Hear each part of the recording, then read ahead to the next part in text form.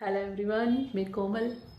और अब बात करते हैं किसी भी पजल्स का सॉल्यूशन। जब हम कहते हैं वो आप ही के पास है, आप ही के अंदर है, तो ये किस लिए है? क्या वाकई में आपके पास सारे सॉल्यूशन है? आखिर होता क्या है? एक एग्जांपल देके बताती हूँ।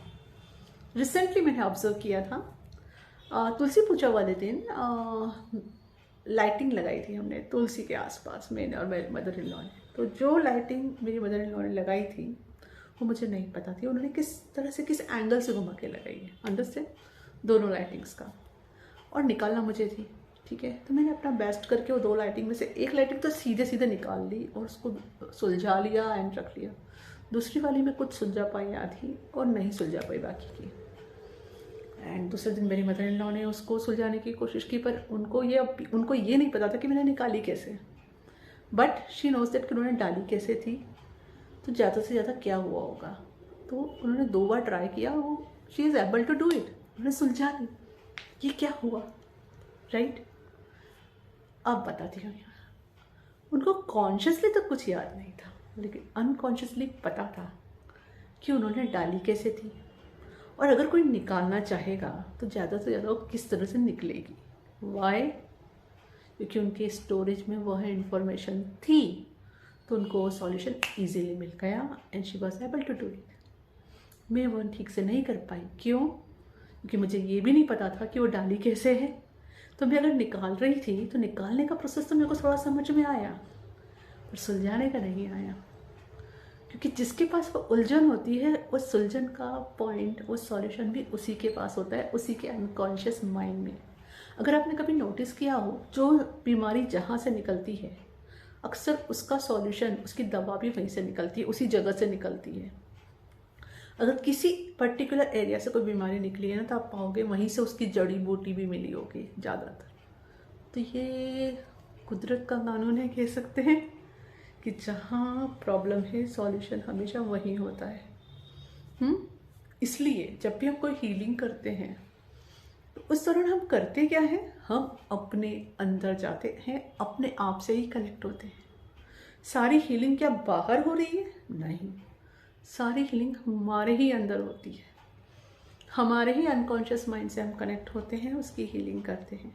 कि हमारा unconscious mind is a big storage, बहुत बड़ा स्टोरेज है, जिसमें सिर्फ इस बर्थ के नहीं, सभी बर्थ के सारी मेमोरीज स्टोर है।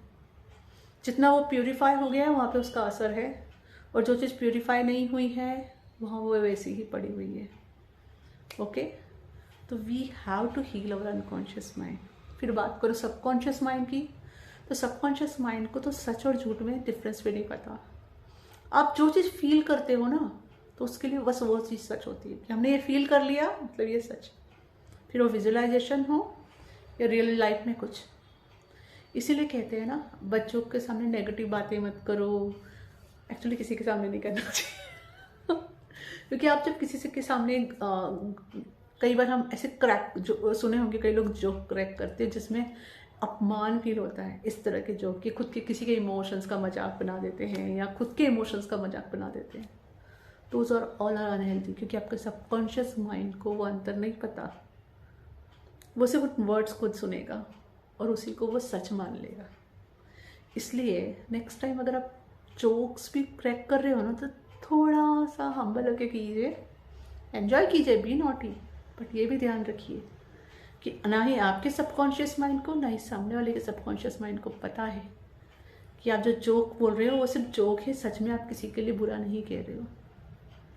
वो उसे लिटरली स्टोर करेगा, ओके, और उसका नेगेटिव इम्पैक्ट आप पे भी आएगा, उस पर भी, है ना।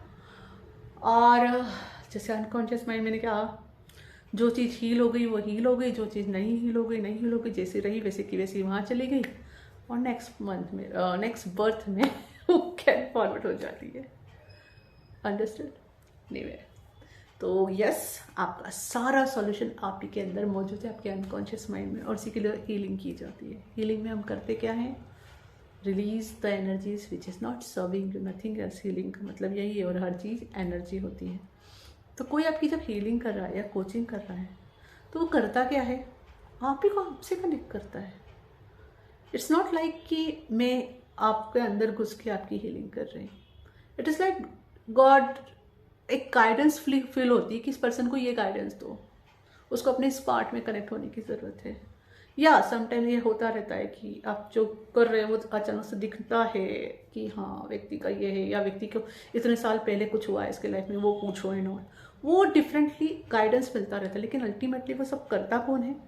आप ही करते हो, आप ही के अंदर करते हो, आप ही के माइंड में, आप ही के हार्ट में, आप ही के चक्रास में आप वर्क करते हो, क्योंकि सारा सॉल्यूशन आप ही के अंदर है।